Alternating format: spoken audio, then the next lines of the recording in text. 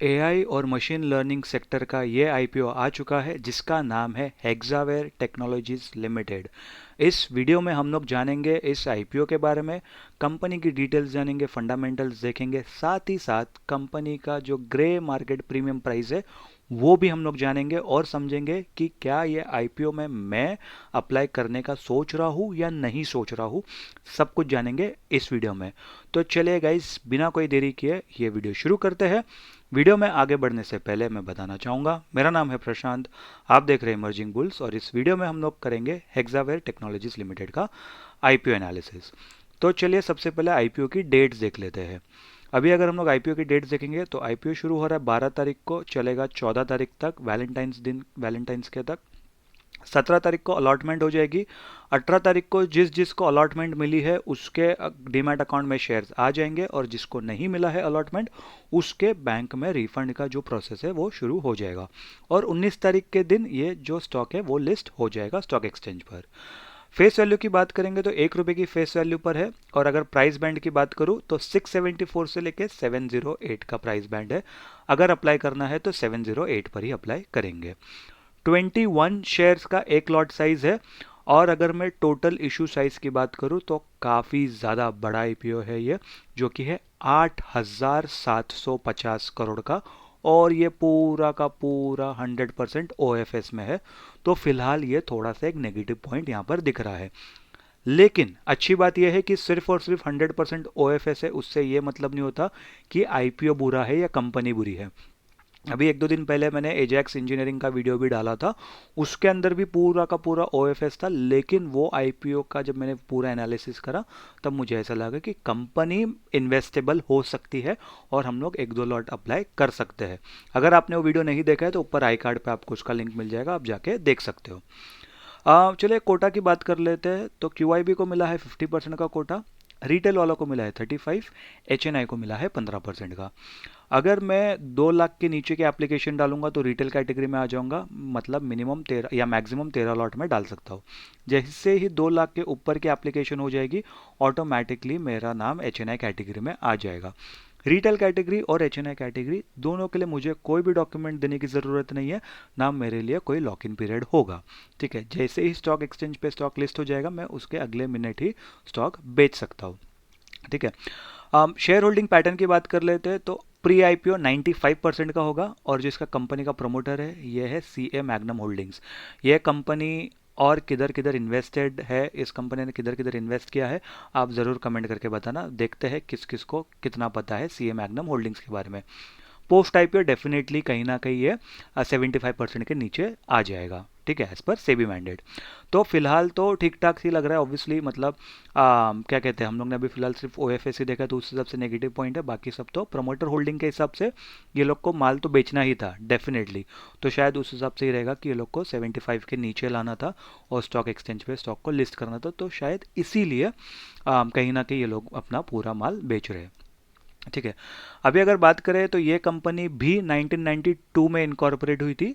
अभी मैंने ये क्यों कहा कि ये कंपनी भी, क्योंकि जो एजैक्स इंजीनियरिंग जिसके बारे में मैंने कुछ देर पहले बात किया वो भी 1992 में इनकॉर्पोरेट हुई थी, यानी कि 33-34 साल पहले। ठीक है, तो बहुत ही कोइंसिडेंट बात है कि भाई एक हफ्ते में दो कंपनी आ रही जो दोनों ही एक ही साल में इनकॉर्पोरेट हुई थी।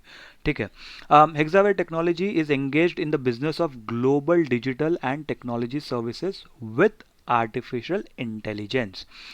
Company uses technology to offer innovative solution integrating AI to help customers adapt, innovate and improve in the AI driven world.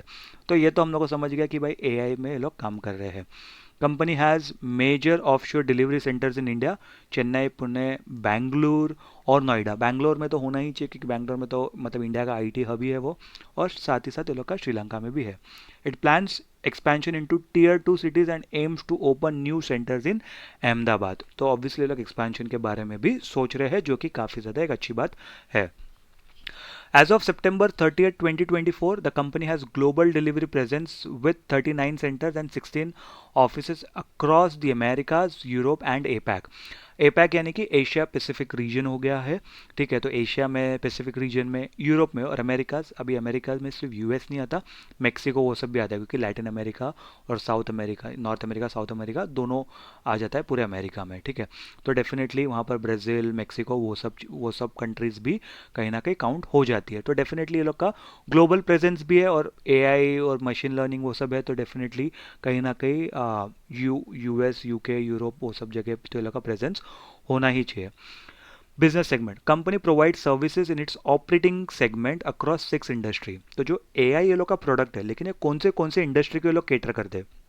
Financial service में केटर करते हैं, हेल्थ केयर में केटर करते हैं, इंश्योरेंस में करते हैं, मैन्युफैक्चरिंग में करते हैं, consumer, high tech and professional services, banking, travel and transportation. तो ये सब इंडस्ट्री में लोग केटर करते हैं। तो जो भी कंपनी, मान लो जैसे मेरी एक कंपनी है, मुझे कोई एक एआई प्रोडक्ट या एआई रिलेटेड एक सिस्टम बनाना है या सर्विस चलानी है, और मेरी कंपनी अगर मान लो बैंकिंग है या मेरे ट्रैवल की कंपनी है, तो मैं ये लोग के पास जा सकता हूँ, लोगों को बता सकता हूँ कि भाई मुझे एक प्लेटफॉर्म दे दो आप, या मुझे एक प्रोडक्ट बना के दे दो, जिससे मेरे कस्टमर कहीं ना कहीं वो जो आपका एआई सर्विस है आप यूज़ कर सके। तो इससे ये तो समझ में आ गया कि ये कहीं ना कहीं बी टू बी बिजनेस में है, ठीक है। अभी देखते हैं प्लेटफॉर्म क्या है। Company offer services through AI powered platforms like Rapidex for digital transformation, Tensai for automation, and Amaze for cloud adoption, serving customers globally across multiple regions।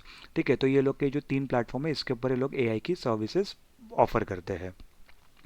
Services क्या है? डिजाइन एंड बिल्ड में लोग company helps customer drive digital transformation by integrating technologies across products and services, focusing on new product launches, software development, and enhancing ERP systems to improve time to market and productivity। ठीक है। Secure and run में क्या है ये लोग का? The company secure, manages and optimises IT operations across application, middleware, data devices and hybrid infrastructure for customers. ठीक है, क्योंकि ऑब्वियसली अगर ये लोग कोई प्रोडक्ट दे रहे हैं, तो वो प्रोडक्ट कितना सिक्योर्ड है, उसके ऊपर कोई भी मालवेयर या फिर जिसे बोलते हैं ना, कुछ भी किधर स्कैमर ने कुछ भी हैक नहीं कर दिया, हैकिंग वैकिंग नहीं हो गया उसके ऊपर, और वो अच्छे से चल रहा है, तो वो लोग को वो भी देखना पड़ेगा।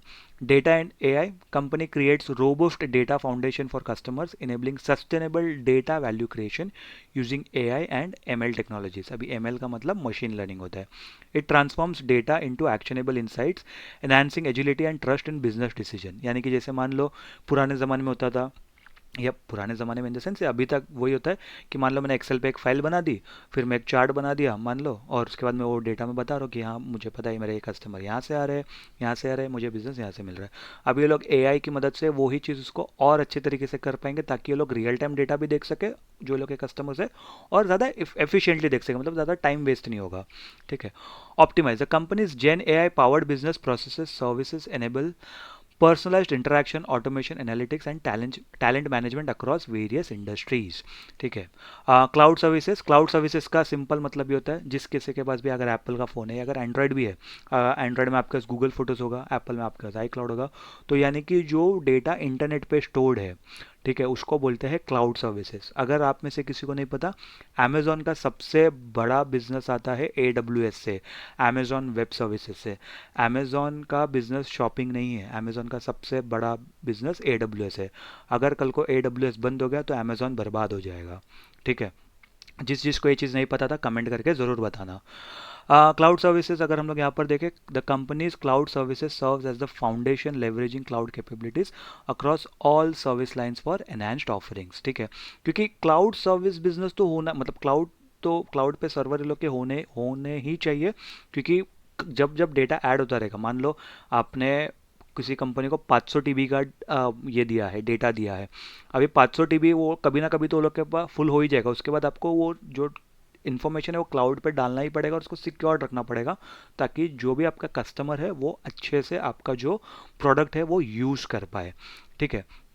अभी कॉम्पिटेटिव स्ट्रेंथ देख लेते हैं। Deep domain expertise delivered through comprehensive solution across industry, AI led digital capabilities platform built in house with innovation as a strategic pillar, long term and embedded relationship with diversified blue chip customer base, go to market strategy focused on customer acquisition and expansion। ठीक है। global scalable flexible delivery model with a certified and skilled talent pool, experienced and tenured leadership driving a people first and thriving organizational culture, track record of growth and cash generation. ठीक है, तो ये सब ये लोग ने competitive strength दे दिया है।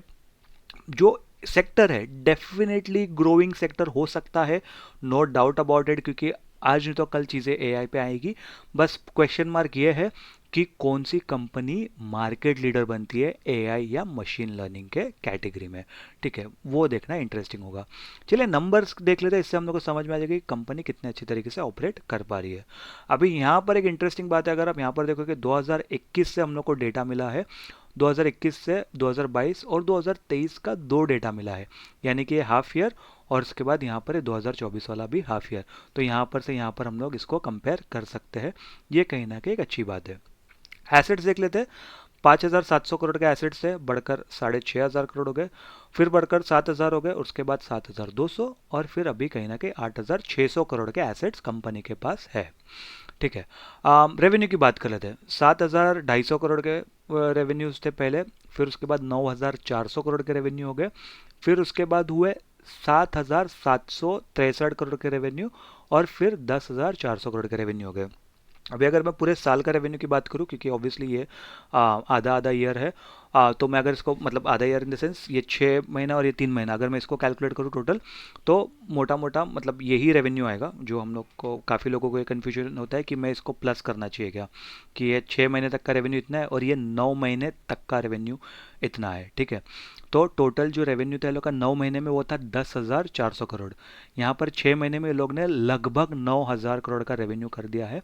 अगर मैं इसको इंटू डबल कर दूँ तो 18,000 करोड़ का रेवेन्यू ये लोग कर लेंगे ये साल, जो कि काफ़ी ज़्यादा एक अच्छा नंबर है। ठीक है, अगर मैं इसको सिर्फ इसको हटा भी दूँ, मान लो अगर मैं इसको हटा भी दूँ, तो यहाँ पर से यहाँ पर भी अगर कंपेयर करूँ तो डेफिनेटली एक अच्छा जंप आया है इसके अंदर। ठीक है, प्रॉफिट आफ्टर टैक्स की बात करेंगे तो 7,500 का 750 करोड़ का प्रॉफिट है, यानी कि 10% के आसपास का पहले साल में। फिर उसके बाद 9,400 करोड़ पे लगभग 900 करोड़ के आसपास का प्रॉफिट, मतलब थोड़ा सा कम है, तो उसमें भी 9 साढ़े 9% है। 7,700 करोड़ के रेवेन्यू पे 800 करोड़ का प्रॉफिट, फिर से 10 सवा 10% का रेवेन्यू या प्रॉफिट। 10,400 करोड़ के इस पे लगभग 1,000 करोड़ का प्रॉफिट, यानी कि फिर से 9.5 पौने 10% के आसपास का प्रॉफिट आफ्टर टैक्स बन रहा है। और यहाँ पर भी 8,870 करोड़ के रेवेन्यू पर 850 करोड़ के आसपास का रेवेन्यू बन रहा है, लगभग 9.5 पौने 10 करोड़ के आसपास, 9.5 पौने 10% के आसपास का जो प्रॉफिट मार्जिन है वो बन रहा है। एक B2B बिजनेस के लिए काफ़ी ज़्यादा एक अच्छा नंबर है ये।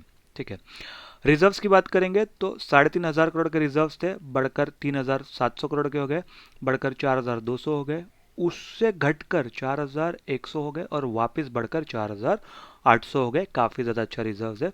बोरोइंग्स का डेटा यहाँ पर नहीं है, बट जो पिछली बोरोइंग्स जो लोग ने जो रिपोर्ट की थी वो थी 82 करोड़ की बोरोइंग, जो आज से लगभग 3 साल पहले की थी।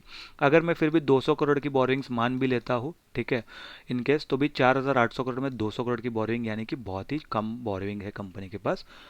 इसको भी हम लोग ऑलमोस्ट डेट फ्री कंसिडर कर सकते हैं। कुछ और डिटेल्स देख लेते हैं कंपनी के बारे में, जिससे हम लोग को और कंपनी के इन्फॉर्मेशन मिल जाएगी।